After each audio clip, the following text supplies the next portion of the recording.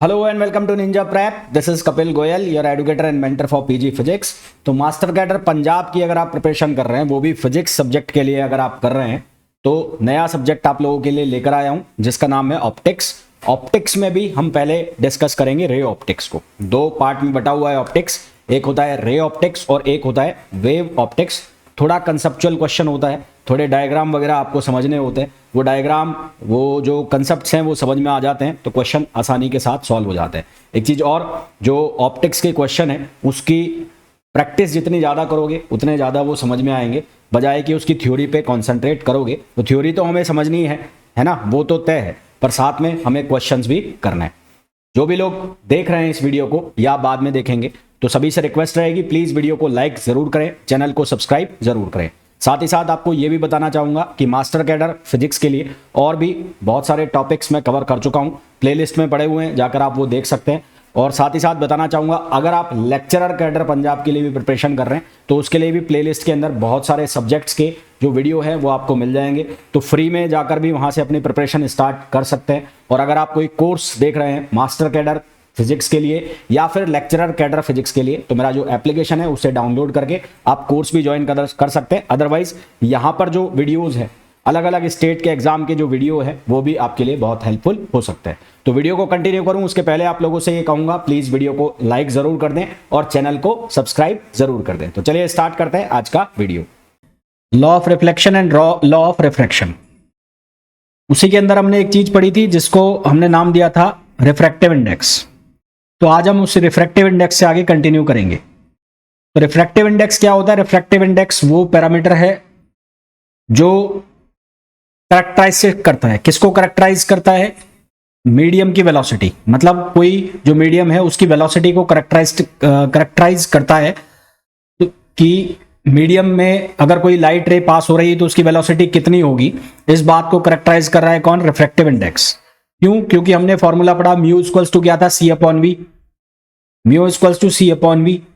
तो अगर म्यू की वैल्यू ज्यादा है तो उस पर्टिकुलर मीडियम से जो लाइट की स्पीड है वो कम हो जाएगी, और अगर म्यू की वैल्यू कम है तो उस पर्टिकुलर मीडियम से लाइट की स्पीड क्या रहेगी? ज्यादा रहेगी। ये बात अलग है कि वो सी से ज्यादा नहीं होगी, पर सी से कितना कम होगी, कितना बहुत कम होगी, इस बात का हमें मीडियम के जो रिफ्रैक्टिव इंडेक्स है उससे पता लगता है। रिफ्रैक्टिव इंडेक्स जो है वो डायमेंशनलेस क्वांटिटी है, इसकी कोई भी यूनिट नहीं होती। यूनिटलेस और डायमेंशनलेस क्वांटिटी है, स्केलर क्वांटिटी है। इसको दो तरीके से क्लासिफाई किया जाता है, एक होता है एब्सोल्यूट रिफ्रैक्टिव इंडेक्स और एक होता है रिलेटिव रिफ्रैक्टिव इंडेक्स। तो हम रिफ्रैक्टिव इंडेक्स से स्टार्ट करेंगे, म्यू से। तो म्यू क्या है? Mu it is a dimensionless, it is a dimensionless and unitless quantity. Unitless quantity, ये डायमेंशनलेस है और यूनिटलेस क्वांटिटी है, साथ ही साथ ये स्केलर भी है। Quantity as well as it is a scalar quantity. It is a scalar quantity. ये साथ में कौन सी क्वांटिटी भी है? ये स्केलर क्वांटिटी भी है। दो तरीके से इसको क्लासिफाई किया जाता है, मैंने कहा, एक होती है एब्सोल्यूट रिफ्रैक्टिव इंडेक्स और एक होता है रिलेटिव रिफ्रैक्टिव इंडेक्स। तो एक लिखा जाता है एब्सोल्यूट रिफ्रैक्टिव इंडेक्स, शॉर्ट में लिखेंगे RI, और एक लिखा जाता है relative refractive index. Absolute refractive index का मतलब क्या होता है? जब आपके पास जो दो मीडियम है, जो आपके पास मीडियम है, उन मीडियम में से एक मीडियम एयर हो। आपके पास दो जो मीडियम की बात चल रही है जिसमें लाइट रे ट्रेवल करेगी, उन दोनों मीडियम में से एक मीडियम यदि एयर हो, ठीक है, एक मीडियम क्या हो? एयर हो। तो ऐसा जो मीडियम है उसको हम एब्सोल्यूट रिफ्रैक्टिव इंडेक्स कहते हैं। ऐसे मीडियम के लिए जो रिफ्रैक्टिव इंडेक्स है उसको हम एब्सोल्यूट रिफ्रैक्टिव इंडेक्स कहते हैं।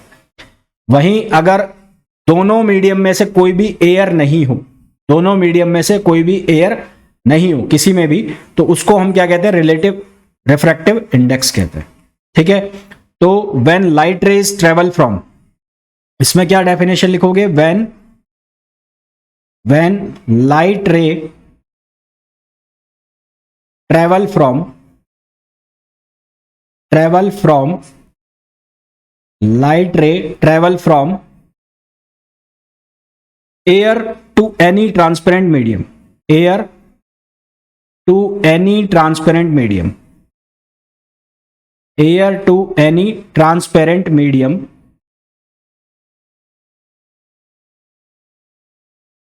और ट्रांसपेरेंट मीडियम टू एयर, मतलब इसका उल्टा भी पॉसिबल है। तो इसको हम क्या नाम देते हैं, इसको हम नाम देते हैं एब्सोल्यूट रिफ्रैक्टिव इंडेक्स, ठीक है। Then R I of medium with respect to air, तो इसको हम क्या नाम देते हैं एब्सोल्यूट रिफ्रैक्टिव इंडेक्स, और इसको हम कैसे लिखते हैं ए स्टैंड्स फॉर एयर, म्यू और यहां पर क्या हो गया मीडियम, ये मीडियम कुछ भी हो सकता है। तो इसमें जो एयर है ए किसके लिए है, एयर के लिए, तो ए म्यू मीडियम, ये मीडियम कुछ भी हो सकता है, तो इसको लिखा जाएगा सी अपॉन वी, इसको क्या लिखा जाएगा सी अपॉन वी, जो कि हम फॉर्मूला यूज भी करते हैं। दूसरा अगर मैं बात करूं रिफ्रैक्टिव इंडेक्स की, जिसको हम रिलेटिव रिफ्रैक्टिव इंडेक्स कह रहे हैं, तो रिलेटिव रिफ्रैक्टिव इंडेक्स क्या है, जब लाइट रे एक ट्रांसपेरेंट मीडियम से दूसरे ट्रांसपेरेंट मीडियम में ट्रेवल करती है, ठीक है। व्हेन अ लाइट रे travel from one transparent medium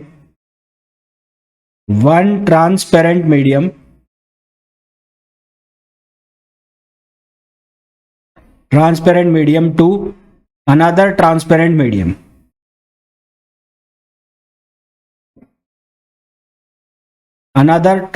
medium, one transparent medium to another transparent medium, तो इस तरह का जो रिफ्रैक्टिव इंडेक्स आता है तो उसको हम क्या नाम देते हैं, रिलेटिव रिफ्रैक्टिव इंडेक्स नाम देते हैं।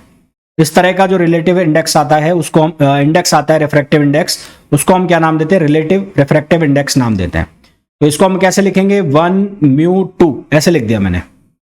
तो 1μ2 का मतलब क्या होगा, ये होगा μ2 अपॉन μ1, ये क्या लिखा जाएगा μ2 अपॉन μ1, ठीक है भाई। यहां पर आपने क्या लिखा था, यहां लिखा था ए म्यू और मीडियम, तो ए म्यू मीडियम में ये क्या बना था, ये बना था सी अपॉन बी। तो लाइट की स्पीड तो यहां पर कॉमन रहेगी, तो μ2 के लिए जो उसकी स्पीड है वो जाएगी v2, ये रेसिप्रोकल में आ गया, और μ1 के लिए इसकी स्पीड क्या हो जाएगी, ये हो जाएगी v1। तो ये रिलेशन क्या बन जाएगा, ये रिलेशन बन जाएगा 1μ2 इक्वल्स टू μ2 अपॉन μ1 और equals to v1 upon v2, equals to क्या बन गया, v1 अपॉन v2, जहां v1 और v2 स्पीड है मीडियम की 1 में और 2 में, है ना, स्पीड है लाइट की मीडियम 1 में और 2 में। यहां तक बात क्लियर।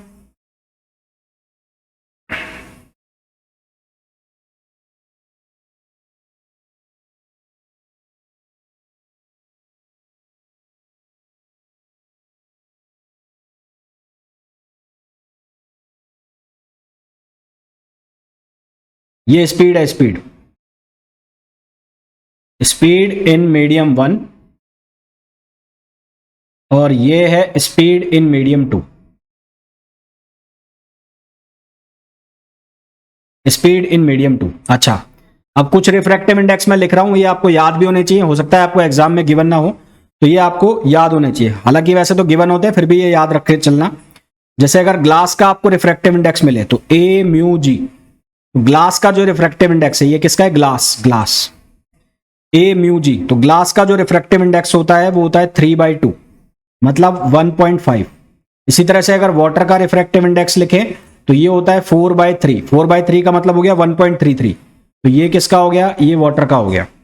इसी तरह से डायमंड ए म्यू डायमंड, तो डायमंड का जो रिफ्रैक्टिव इंडेक्स है वो होता है 2.4।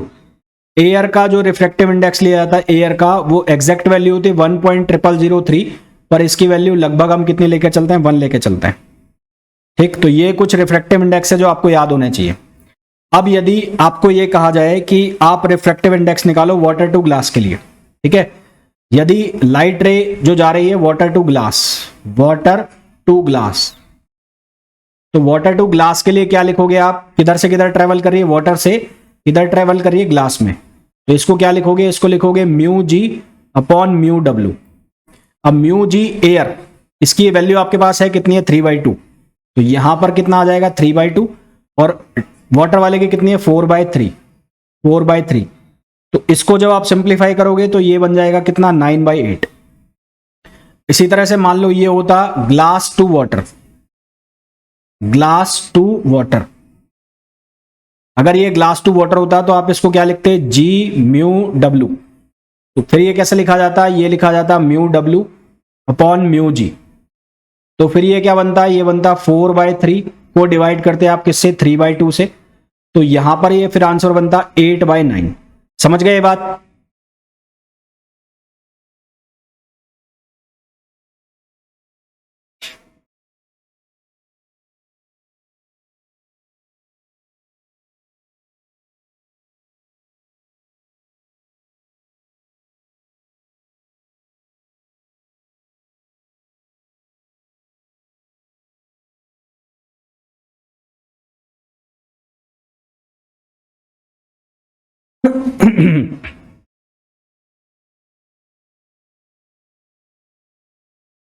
ये चीजें काम आएंगी जब हम रिफ्रैक्शन पढ़ेंगे, रिफ्रैक्शन फ्रॉम ग्लास और रिफ्रैक्शन फ्रॉम लेंस, तो रिफ्रैक्शन फिनोमेना में ये काम आएंगे हमारे।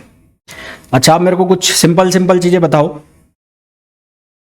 मैंने ऐसे कोई प्लेन बना दिया, ये एक प्लेन है, ये एक प्लेन है, यहां पर एक मीडियम है कोई, इसको लिखा मैंने मीडियम 1, और यहां पर एक कोई मीडियम है, इसको लिखा मैंने मीडियम 2, और ये इसके परपेंडिकुलर लाइन ड्रॉ कर दी मैंने। ठीक है, ये वाला जो मीडियम है इसको हम बोलेंगे रेयर मीडियम, इसको मैं बोल रहा हूं रेयर मीडियम, और इसको मैं बोल रहा हूं डेंसर मीडियम, डेंसर। रेयर का मतलब है हिंदी में हल्का, विरल। रेयर का हिंदी में मतलब होता है हल्का, विरल, और डेंसर का मतलब होता है हिंदी में सघन, मतलब गहरा, मीडियम।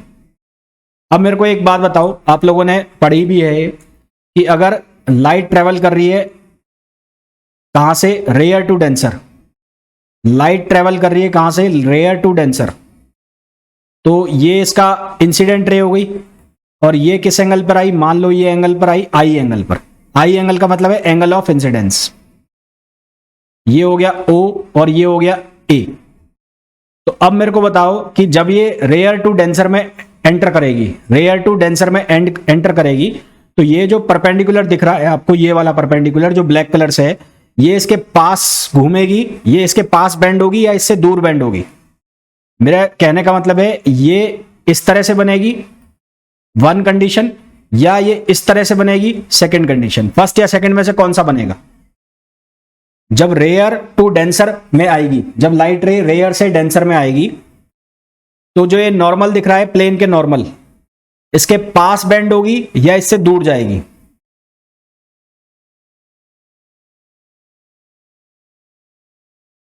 बताओ भाई। Bend closer to normal. तो ये वाली मिटा दूं मैं, ये वाली मिटा दी मैंने। ठीक है, तो जब रेयर टू डेंसर आएगी, rare to denser, rare to denser, तो क्या होगा, बेंड टुवर्ड्स, तो लाइट रे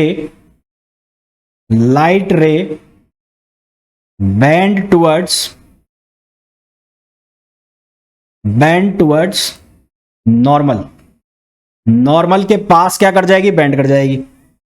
और यदि मैं बोलूं डेंसर टू रेयर, तो डेंसर टू रेयर बोलूं तो वो क्या हो जाएगी, उसके उल्टा हो जाएगा, यानी कि नॉर्मल से दूर हट जाएगी। यानी कि अगर मैं ये कंडीशन बनाता हूं, ये वाली कंडीशन, अब मैं ये मीडियम जो है इनको मैं चेंज कर रहा हूं, यहां पर मैंने लिख दिया रेयर मीडियम और यहां पर मैंने लिख दिया डेंसर मीडियम। तो अब क्या करेगी, यहां से लाइट रे एंटर करेगी, और अब ये दूर हट जाएगी इससे, ये सीधी जानी थी, ये ऐसे चली जाएगी, तो अब ये दूर हट गई। तो ये जो एंगल बनता है ये वाला एंगल, और इसी तरह से यहां पर जो ये एंगल बनेगा, इन एंगल को हम नाम देते हैं एंगल ऑफ रिफ्रैक्शन। इस एंगल को हम नाम देते हैं एंगल ऑफ रिफ्रैक्शन। सिमिलरली यहां पर ये जो एंगल बनेगा इसको हम नाम देते हैं एंगल ऑफ रिफ्रैक्शन। तो अब ये डेंसर से रेयर में जब आई, तो ये bend away from the normal, ठीक है। तो from denser to rare, denser to rare, ये क्या हुआ, ये हुआ bend away, bend away from normal, bend away from the normal. यहां तक बात क्लियर है?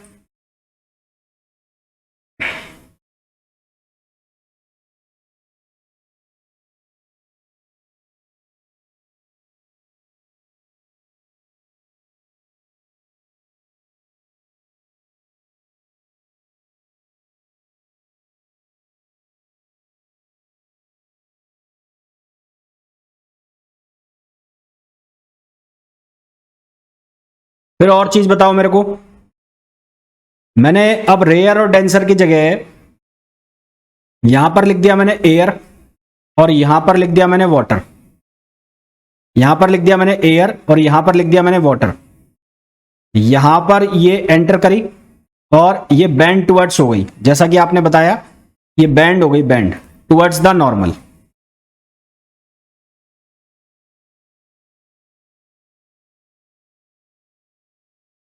ऐसे, और ये एयर है, ठीक है। तो ये बना 1a μw, और a μw की वैल्यू है 4/3, हमें पता है। तो अब यहां पर वेलोसिटी क्या लिखी जाएगी, वेलोसिटी लिखी जाएगी v, क्या लिखी जाएगी, v एयर और अपॉन v वाटर, सही है। क्यों? क्योंकि म्यू जो है वो प्रोपोर्शनल है 1/v, म्यू प्रोपोर्शनल है 1/v। तो a μw मतलब mu water upon mu air, जिसकी वैल्यू 4/3 है, तो ये किसके बराबर हो गया, v air upon v water.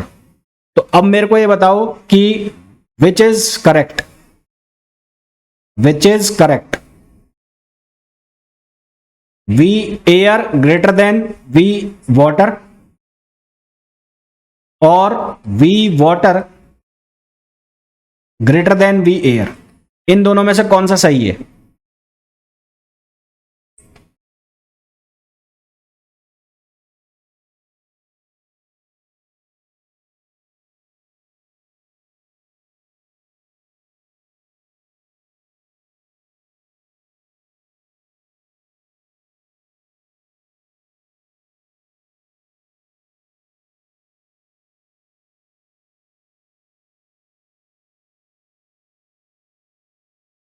कौन सा सही होगा दोनों में से? फर्स्ट सही होगा, फर्स्ट। यानी कि मैं यहां से बोल सकता हूं कि जो रेयर मीडियम है उसमें लाइट की स्पीड ज्यादा होगी in comparison to denser medium, ठीक है। तो यहां से हम ये बोल सकते हैं कि in rare medium, in rare medium speed of light is greater than speed of light in denser medium, speed of light in denser medium, ठीक है। अच्छा, अब आप लोगों ने ये भी पढ़ा है, ये आप लोगों ने पढ़ा हुआ है कि v इक्वल्स टू होता है f लैम्बडा, जहां f होता है फ्रीक्वेंसी, जहां f होता है फ्रीक्वेंसी। सेम लाइट रे के लिए, फॉर सेम लाइट रे v प्रोपोर्शनल हो गया लैम्बडा के, तो हम ये लिख सकते हैं ना, μ2 upon μ1 equals to v1 upon v2 equals to lambda 1 upon lambda 2, ऐसा लिख सकते हैं।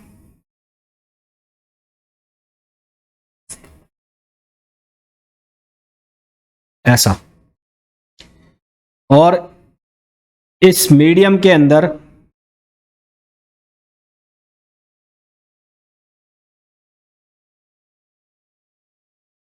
ये ले लिया मैंने मीडियम, और ये मैंने इसका नॉर्मल ड्रॉ कर दिया, यहां से मैंने लाइट रे को भेजा,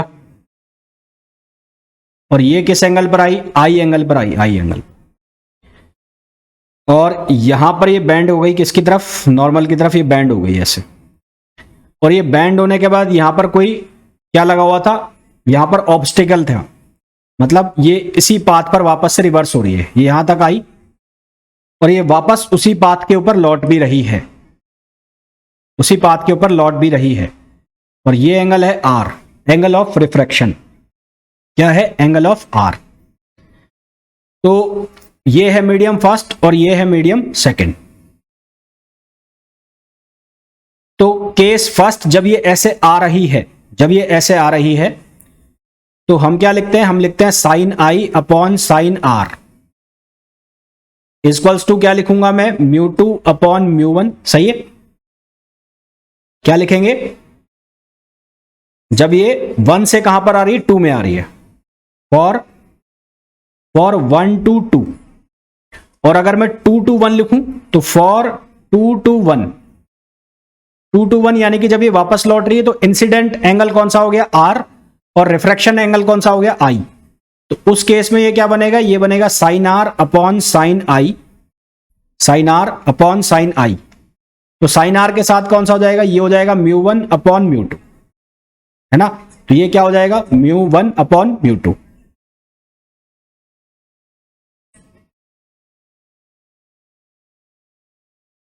तो इन दोनों को मैं मल्टीप्लाई कर सकता हूं आपस में। तो ये क्या बना, ये बनेगा यहां से वन म्यू टू, और वन म्यू टू की वैल्यू किसके बराबर है, ये बराबर है sine i upon sine are.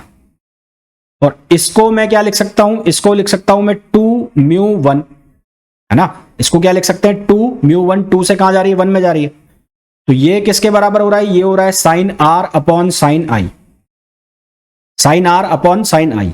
तो यदि मैं मल्टीप्लाई कर दूं वन म्यू टू को किससे मल्टीप्लाई कर दूं, टू म्यू वन से, तो ये क्या बनेगा, ये बनेगा sine i upon sine r, और इनटू ये क्या हो जाएगा, sine r upon sine i, जिसकी वैल्यू क्या बन गई, वन।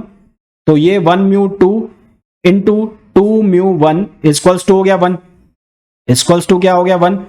और इसको मैं ऐसा भी लिख सकता हूं, one mu two equals to one upon two mu one. तो अगर ऐसा हो जाता है तो इसको हम नाम देते हैं प्रिंसिपल ऑफ रिवर्सिबिलिटी। इसको हम बोलते हैं क्या, प्रिंसिपल ऑफ रिवर्सिबिलिटी। क्लियर यहां तक बात।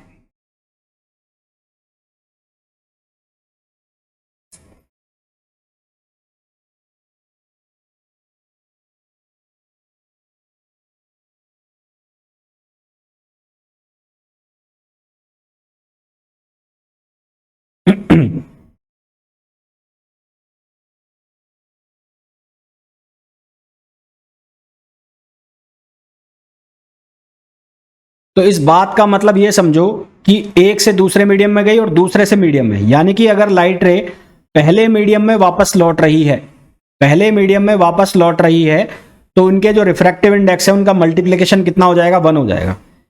यानी कि अगर मेरे पास मल्टीपल मीडिया है, मल्टीपल मीडिया का मतलब कि एक मीडियम मैंने ऐसे बनाया,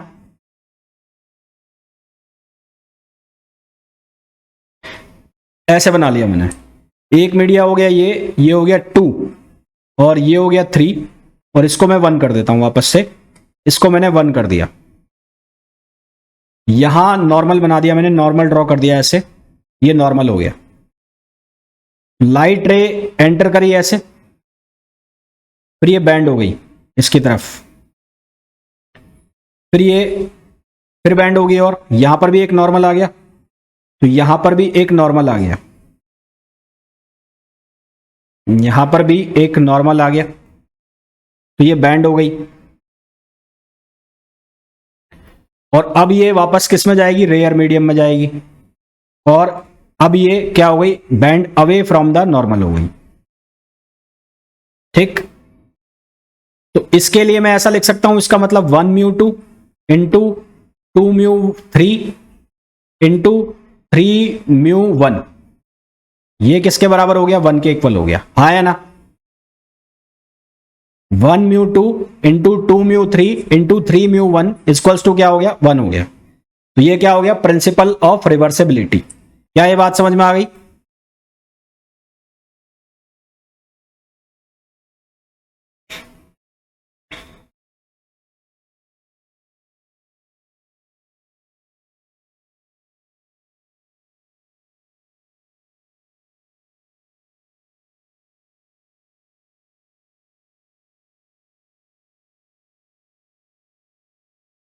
ठीक है, फिर जो रिफ्रैक्टिव इंडेक्स है वो किस किस चीज के ऊपर डिपेंड करता है, तो dependency of refractive index, dependence of are I, refractive index किस किस चीज पर डिपेंड करता है। सबसे पहले यदि आप टेम्परेचर को इंक्रीज करोगे तो रिफ्रैक्टिव इंडेक्स क्या हो जाएगा, डिक्रीज हो जाएगा। ठीक है, तो if we increase temperature, if we increase temperature then refractive index decreases, तो उस केस में रिफ्रैक्टिव इंडेक्स क्या हो जाएगा, डिक्रीज हो जाएगा, पहला। दूसरा, ये डिपेंड करेगा मीडियम पर कि किस मीडियम से लाइट आ रही है, ये डिपेंड करेगा मीडियम पर और किस पर, रिफ्रैक्शन पर। तो medium of incidence and refraction, ये डिपेंड करेगा किसके ऊपर, मीडियम के ऊपर, दोनों ही मीडियम के ऊपर कि कहां से आ रही है और कहां पर जा रही है लाइट। फिर उसके बाद लाइट की वेवलेंथ क्या है, लाइट का कलर क्या है, तो वेवलेंथ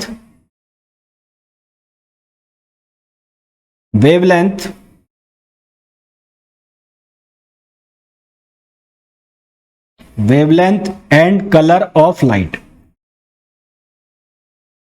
वेवलेंथ क्या है और लाइट का कलर क्या है, इस बात के ऊपर भी ये डिपेंड करेगा।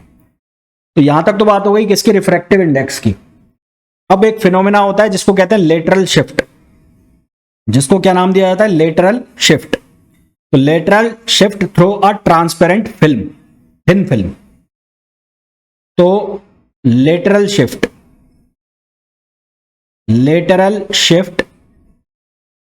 थ्रू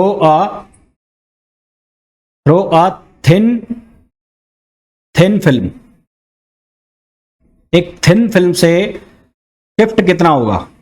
अब इस चीज को ध्यान से समझना, जो मैं फॉर्मूला बनाऊंगा उसको समझना मैं कैसे बना रहा हूं। Optics is more than to understand, optics सारा का सारा खेल समझने का है, क्योंकि इसमें सारी जो चीजें हैं वो डायग्राम से चल रही हैं।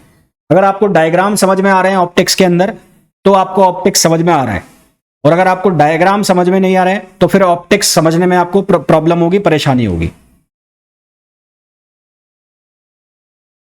तो मैंने एक थिन फिल्म बना ली, कोई भी थिन फिल्म,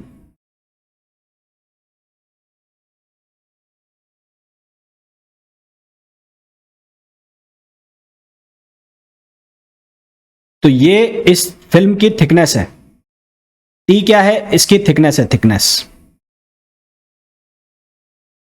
तो यहां से मेरे को साफ साफ दिखाई दे रहा है कि ये जो मीडियम है 1, ये रेयर मीडियम है, ये जो मीडियम है ये डेंसर मीडियम है, और अगेन ये जो मीडियम है ये रेयर मीडियम है। तो मीडियम 1 जो है वो कौन सा मीडियम है, रेयर, क्योंकि ये फिल्म है तो ये डेंसर मीडियम हो गया, और ये कौन सा मीडियम हो गया, रेयर मीडियम हो गया। अब कोई लाइट रे एंटर कर रही है, तो लाइट रे एंटर करी और इसके ऊपर गिरी, ठीक है। तो यहां पर एक नॉर्मल हमें बनाना है, तो ये हमने नॉर्मल बना दिया। मान लो ये एंगल ऑफ इंसिडेंस है, इस एंगल ऑफ इंसिडेंस को हमने नाम दिया आई। अब ये इंसिडेंट रे एंटर कर गई कहां पर, डेंसर मीडियम में। तो डेंसर मीडियम में जब ये एंटर करी तो ये जानी कैसे चाहिए थी, ये जानी चाहिए थी सीधी, मतलब अगर ये मीडियम नहीं होता, अगर ये डेंसर मीडियम नहीं होता तो ये ऐसे सीधी सीधी निकलती, ये ऐसे सीधा सीधा निकलती, अगर ये डेंसर मीडियम नहीं होता तो। पर अब ये डेंसर मीडियम में है तो इसका मतलब ये बैंड होगी, तो बैंड होगी तो ये बैंड हो गई इस तरह से, ये बैंड होकर ऐसे आ गई नीचे यहां पर, ठीक है, ये बैंड हो गई। और बैंड हो गई तो फिर से ये अब डेंसर में कहां जा रही है, रेयर में जा रही है, फिर से कहां जा रही है, डेंसर में रेयर में जा रही है। तो अब ये वापस से ये जो परपेंडिकुलर है इससे दूर हटेगी, तो ये पैरेलल हो जाएगी वापस से किसके, जो हमारे इंसिडेंट रे थी उसके पैरेलल हो जाएगी। तो इंसिडेंट रे और जो एमर्जेंट रे है तो ये वापस से एक दूसरे के पैरेलल हो गए। तो ये एंगल जो है ये कहलाएगा ई स्टैंड्स फॉर एमर्जेंट, बाहर निकलने वाला। ये एंगल कहलाएगा इंसिडेंट एंगल, और ये जो एंगल है ये एंगल क्या कहलाएगा, आर, एंगल ऑफ रिफ्रैक्शन। तो यहां पर 3 एंगल हैं, एक है एंगल आई, इसको मैंने बोला इंसिडेंट एंगल, इंसिडेंट एंगल। एक एंगल आपको दिख रहा है ई, इसको हम बोलेंगे एमर्जेंट एंगल, एमर्जेंट एंगल। और एक एंगल आपको दिख रहा है एंगल आर, इसको हम बोलेंगे रिफ्रैक्शन एंगल। यहां तक डायग्राम समझ में आ गया क्या, ये जो डायग्राम मैंने बनाया है ये समझ में आ गया यहां तक, और इसके अंदर जो जो चीजें मैंने लिखी हैं वो समझ में आ गई यहां तक।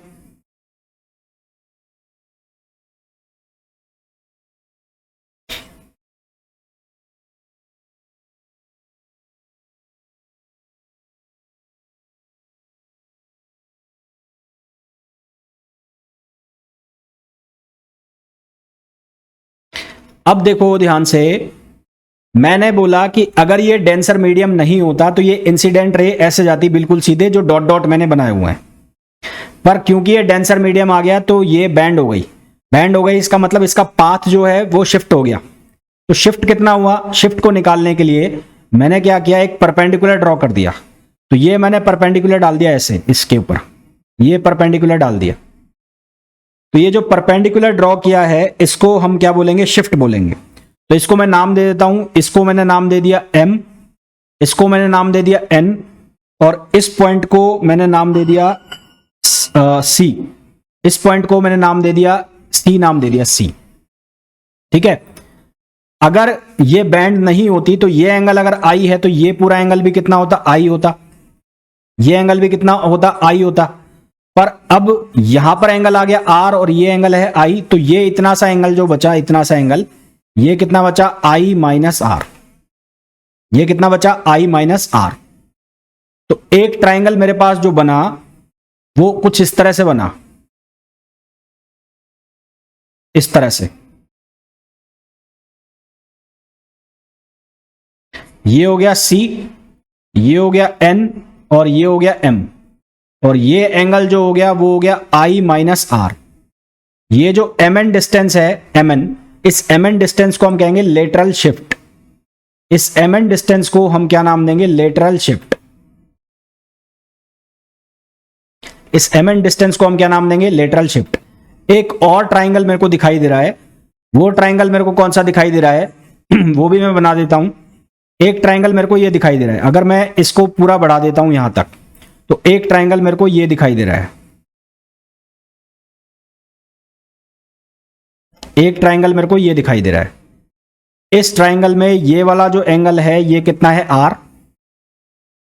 ये जो पूरी डिस्टेंस है यहां से लेके और यहां तक, C से लेके इस पॉइंट तक, ये डिस्टेंस कितनी है, T, और ये क्या है, M है ना, ये क्या है, M है। तो CM इन दोनों ट्राइंगल में कॉमन है।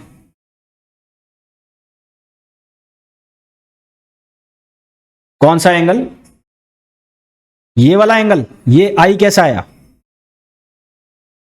अगर यहां पर कोई भी मीडियम नहीं होता, ये भी मीडियम 1 होता, ये भी मीडियम 1 होता, तो ये ऐसे निकलती सीधी सीधी। तो ये एंगल अगर I होता तो ये एंगल भी कितना होता, I होता, ये एंगल भी कितना होता, I होता। अब यहां पर मीडियम अलग अलग हो गए, मीडियम अलग अलग हो गए, तो ये पहले जो बिल्कुल सीधी निकलती, अब ये बैंड हो गई, ऐसे बैंड। तो ये बैंड हो गई, तो ये पहले ऐसे जाती, तो ये पूरा एंगल किसके बराबर होता, I के बराबर होता। पर अब ये एंगल कितना हो गया, R, तो ये एंगल कितना बचा, ये एंगल, ये बच गया I माइनस आर। क्लियर है।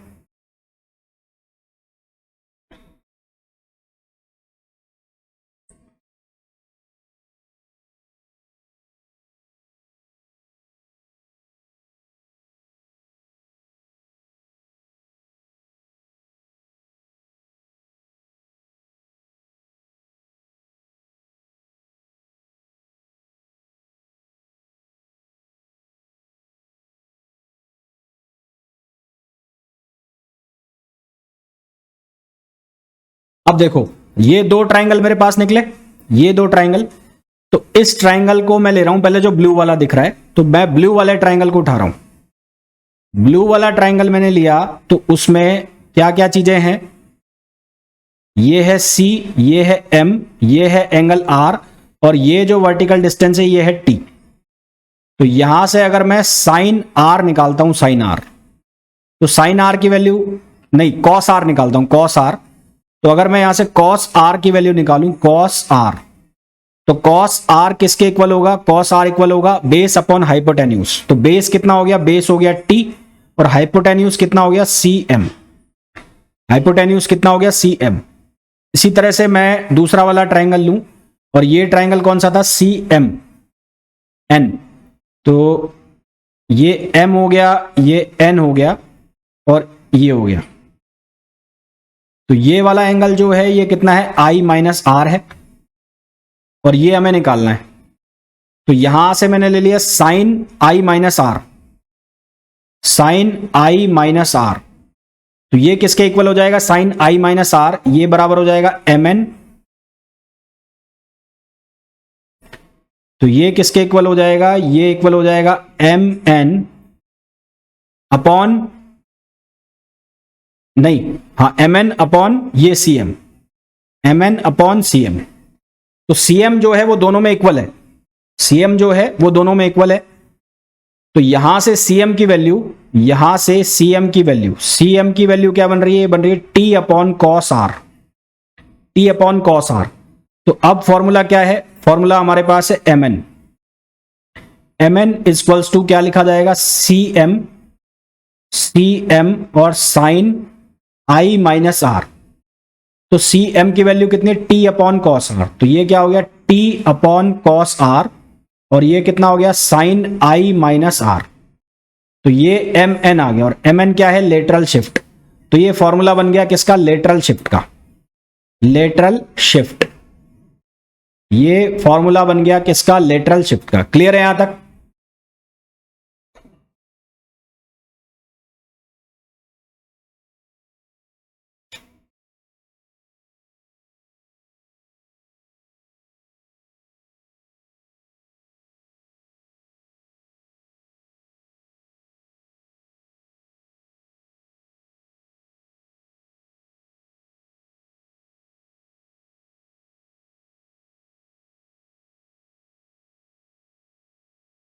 तो लेटरल शिफ्ट बेसिकली है क्या कि ये जो इंसिडेंट रे जो बिल्कुल सीधी सीधी जाती, ये इंसिडेंट रे जो बिल्कुल सीधी सीधी जाती और ये एमरजेंट रे है।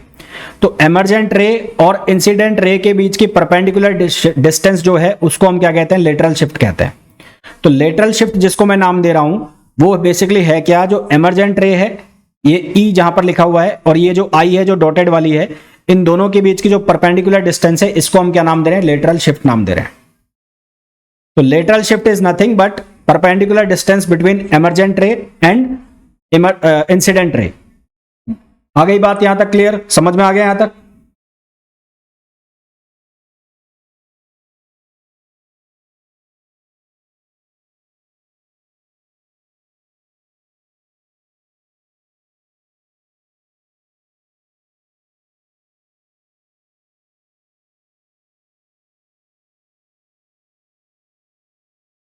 अब जिस तरह से एक वर्ड मैंने यहां पर लिखा लेटरल शिफ्ट, उसी तरह से होता है एक नॉर्मल शिफ्ट, उसी तरह से वर्ड होता है नॉर्मल शिफ्ट। नॉर्मल शिफ्ट को पढ़ने से पहले मैं आपको एक चीज बता दूं, हम लिखते हैं mu, mu mu equals to हम लिखते हैं real depth upon apparent depth, real distance upon apparent distance, apparent distance. Real मतलब जो वास्तव में है और अपरेंट जो हमें दिखाई दे रहा है, आभासी। ये इसका मतलब क्या होगा, वास्तविक, और ये जो चीज है इसका मतलब होगा आभासी यानी कि काल्पनिक। तो इसी से जुड़ी हुई है नेक्स्ट चीज जिसको हम कहते हैं normal shift, normal shift, normal shift. Normal shift में क्या होगा कि आपको कोई स्लैब दिखाई गई, ये आपको कोई ग्लास स्लैब है, ये ग्लास स्लैब है, ग्लास स्लैब, ये कांच की पट्टी है और इसके परपेंडिकुलर, इस कांच की पट्टी के, इस ग्लास स्लैब के परपेंडिकुलर कोई चीज रखी हुई है, यहां पर रखी हुई है, यहां पर, और ये इसकी ओरिजिनल पोजीशन है O। आप इसको इस स्लैब के दूसरी तरफ से देख रहे हैं, यहां से आप लोग इसको देख रहे हैं, आप इसको यहां से देख रहे हैं, ठीक है, यहां से हम इसको ऑब्जर्व कर रहे हैं। तो होगा क्या कि ये जो ऑब्जेक्ट है जो इसकी एक्चुअल पोजीशन है, यहां से लाइट रे चलेगी, तो यहां से लाइट रे चली, ये कौन सा मीडियम है, रेयर मीडियम है, और ये कौन सा मीडियम है, डेंसर। तो यहां पे परपेंडिकुलर आएगा, तो परपेंडिकुलर आएगा तो रेयर टू डेंसर जब जाएगी, ये डेंसर मीडियम हो गया, तो रेयर टू डेंसर में ये किधर की तरफ बैंड होगी, परपेंडिकुलर की तरफ बैंड हो जाएगी। तो इसको मैं बैंड कर देता हूं किधर की तरफ, परपेंडिकुलर की तरफ। तो ये परपेंडिकुलर की तरफ बैंड हुई, यानी कि ये इस तरह से गई, और फिर वापस से ये किधर से किधर जा रही है, ये डेंसर से किधर जा रही है, रेयर में जा रही है। फिर वापस से किधर जा रही है, डेंसर से रेयर में।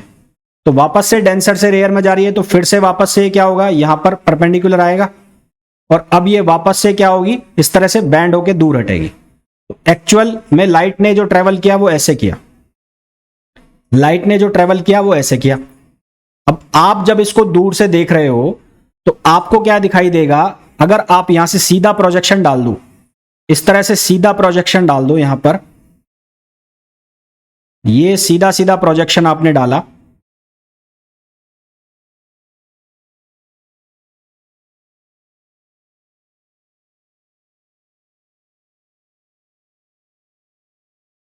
तो आपको ये O पर ना दिखाई देकर आपको ये यहां दिखाई देगा O डैश पर।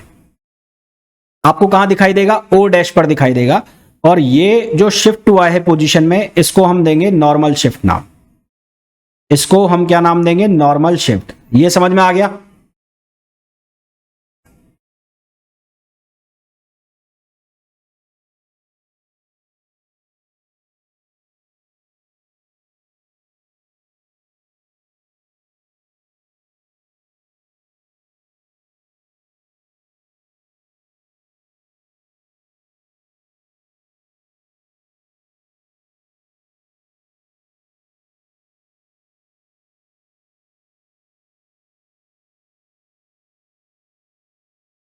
आ गया।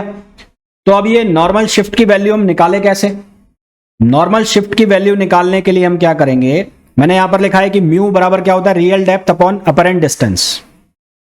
तो अगर मैं रियल डिस्टेंस को मान लूं, कितना मान लूं, टी, तो लेट रियल डिस्टेंस जो है, रियल डिस्टेंस उसको मान लूं मैं टी, तो अपरेंट कितनी हो जाएगी, अपरेंट कितनी हो जाएगी, टी अपॉन म्यू, क्योंकि मैंने यहां लिखा है ना। तो अपरेंट कितनी हो जाएगी, टी अपॉन म्यू।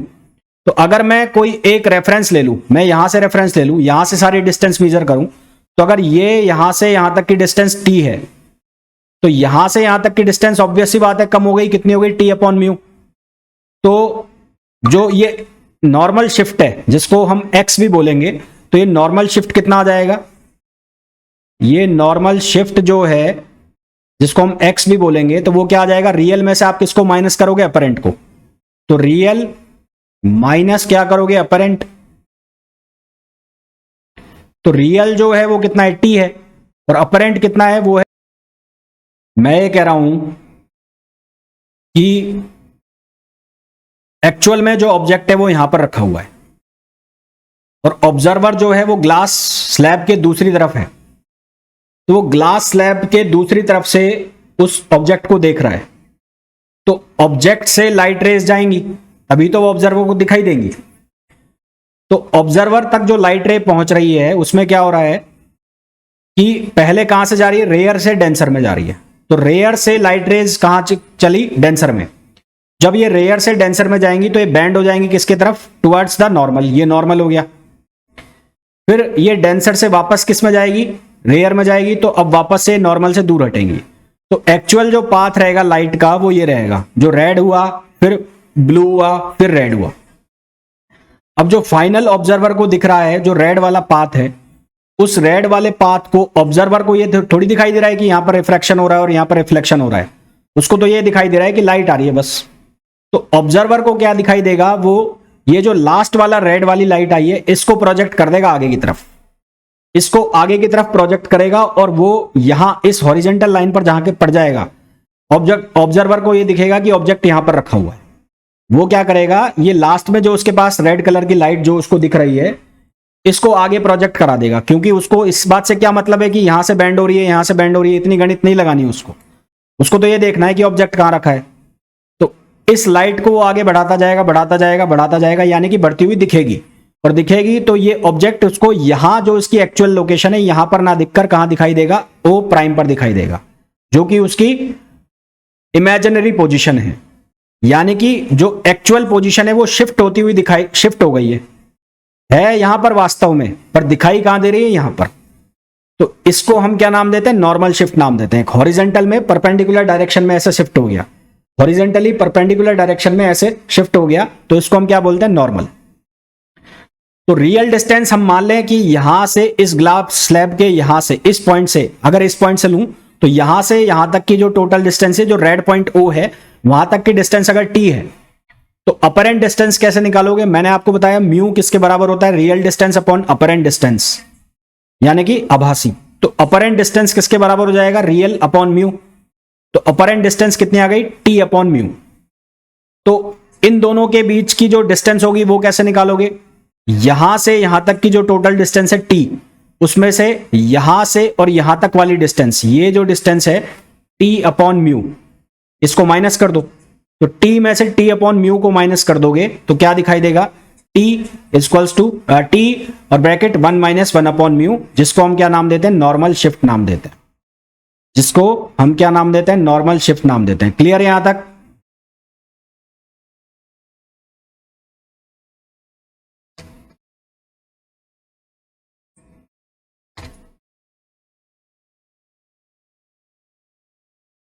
और वाटर का जो रिफ्रैक्टिव इंडेक्स है वो गिवन है 4/3।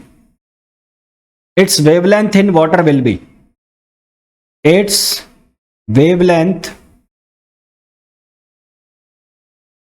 इन वाटर विल बी,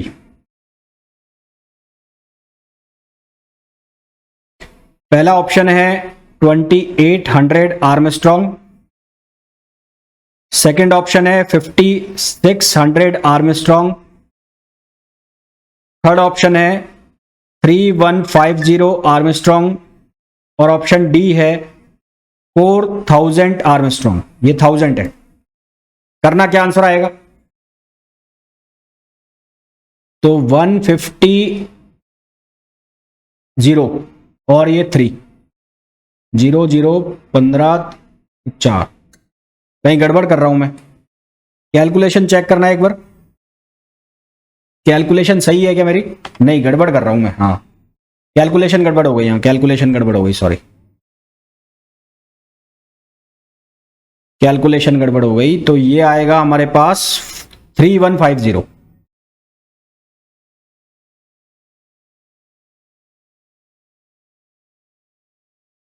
हाँ 3150 आंसर आ जाएगा 3150। कैलकुलेशन मैंने गड़बड़ कर दी, सिली मिस्टेक। 3150 आर्मस्ट्रॉन्ग।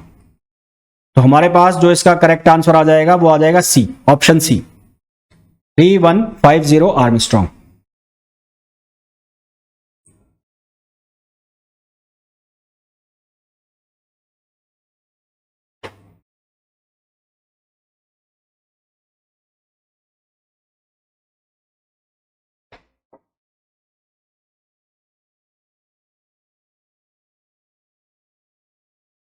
ठीक है, तो अब कल का लेक्चर, अभी तो मेरे पास लाइट चली गई है, पावर ज्यादा है नहीं लैपटॉप में, तो अब कल के लेक्चर में करेंगे और इसके फिर हम क्वेश्चंस वगैरह करेंगे सॉल्व, और क्वेश्चन सॉल्व करने के बाद फिर हम आगे डिस्कस करेंगे कि रिफ्रैक्शन में और क्या क्या होता है, जैसे कि इंटरनल रिफ्रैक्शन एंगल जो होता है, total internal reflection, critical angle, फिर उसके बाद स्पेरिकल रिफ्रैक्शन जो होता है उसको हम डिस्कस करेंगे। तो कल का जो लेक्चर होगा पहले उसके अंदर हम क्वेश्चंस करेंगे सॉल्व, फिर उसके बाद हम क्रिटिकल एंगल की बात करेंगे, टोटल इंटरनल रिफ्लेक्शन की बात करेंगे, देन फिर हम स्पेरिकल रिफ्लेक्शन के ऊपर जाएंगे। तो आज की क्लास में इतना ही, कल मिलते हैं। हाँ तो कल मिलते हैं, ठीक है, चलिए भाई, ओके ओके ओके, ठीक है, ठीक।